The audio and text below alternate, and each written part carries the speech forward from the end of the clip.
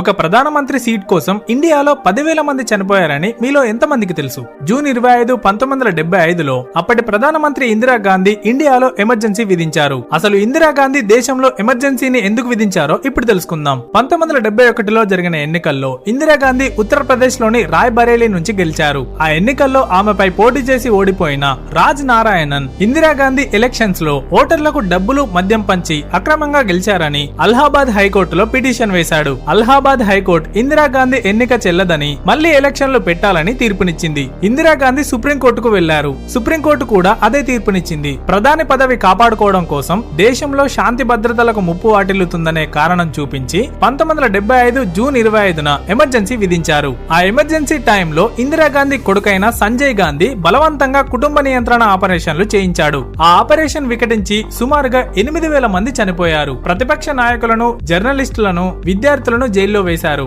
ఆ ఎమర్జెన్సీ టైంలో మొత్తం 10,000 భారతీయులు అన్యాయంగా చనిపోయారు. 21 నెలల తర్వాత 1977లో ఎమర్జెన్సీని ఎత్తివేశారు. ఆ తర్వాత 1977లో జరిగిన ఎన్నికల్లో ప్రజలు కాంగ్రెస్ పార్టీని ఓడించి జనతా పార్టీని గెలిపించారు. ఆ ఎన్నికల్లో ఇందిరాగాంధీ ఓడిపోయారు.